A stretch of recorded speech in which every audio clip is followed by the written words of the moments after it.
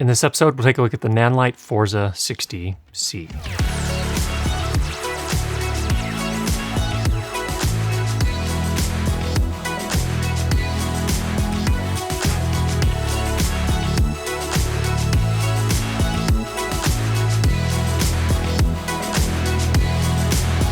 I'm sorry, friends, but lighting reviews are kind of boring, so let's get through that part really quickly. I went ahead and put the summary up at the front. You saw that already. If you want to dig into the details, go back to that and pause, read through it. That'll give you my impressions overall of the 60C. I think it's a fantastic light. Here are some of the color metrics or the photometrics. If you want to see how much output it can produce or what its color quality looks like, here's some data for you on that. We used our Seikonic C800 to measure all of that. Now, what makes the Forza 60C special or unique? Well, first of all, it's a $700 US light, and that's not unique.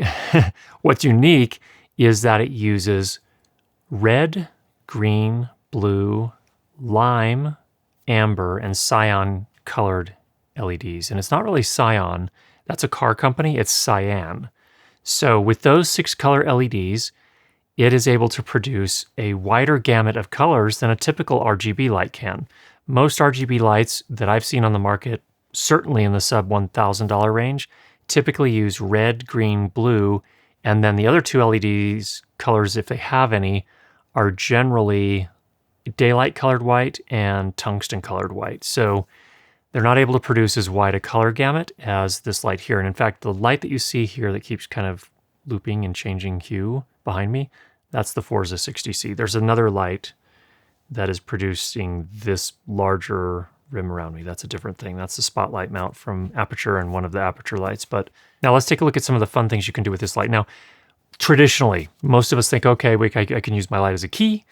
If I'm doing a talking head type thing, I could use it as a hair light or a rim light, and I could use it as a background light.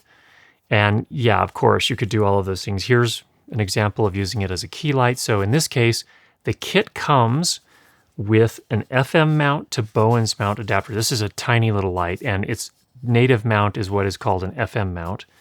I don't know if that's something that NANLITE invented or if that's a broader industry thing. I don't know, but it is definitely smaller than Bowens mount. But with the adapter, I can put a bigger softbox on here and use it as a key light. And the kit comes with the Bowens mount adapter. Now, typically when I'm doing a rim light, that's what you see, the light kind of wrapping around my head from the back. That's a light right back over here. And the way to achieve that is typically also to use the light in a softbox. So using the softbox softens the light just enough so that it will wrap around the head a little bit. And it won't be like this really hard, just searing light that just shows on the very edge of the hair. It'll actually wrap around a little bit. So that's one way I often use lights as a rim light. Now, of course, you could use it as a traditional hair light as well with the included reflector, which is a 45-degree reflector. Pretty narrow focused beam, so you can really kind of get it in the spot where you want and throw it a good distance as well. But what if you want to do something more interesting? Well, here are a couple of ideas of things you can do with this light. It does not come with, but you can add on a Fresnel lens. And for those that are not familiar with a Fresnel lens allows you to focus the light beam. So you can focus it anywhere between 45 degrees and 10 degrees with this particular NANLITE add-on Fresnel lens. It also comes with barn doors, so you can cut the light, so you can make these hard lines, and that allows you to throw slashes of light up on the wall, for example, if you wanted to do that. But one of the things I like to do sometimes is put a slash of light on the wall behind the talent, and this is what allows you to do that. And also, in this case where we have a wall, it's a concrete wall with plenty of texture. When you move the light right up against the wall and kind of shoot it along the surface of the wall, it really brings out the texture, which is kind of a fun thing as well to create contrast with the person you have sitting in front of it. So there's one idea. You can also do something that a lot of beginners are first taught is a no-no, something you should never do, and that is aim the light directly into the camera lens. Put it behind your talent and shoot it straight into the camera. This can be an interesting effect as well. You'll probably obviously want to dial the intensity down or the dimmer down quite a lot, but it can be a fun effect as well. Of course, with that Fresnel lens, or even without it, You can put a circle of light on the wall behind the talent. Again, pretty straightforward. But the nice thing about the Fresnel lens is it allows you to really dial in the diameter of the circle of light behind you. So that gives you a lot of options and really allows you to dial in the look that you want. Because this is a single point light, it is by nature, out of the box, a hard light.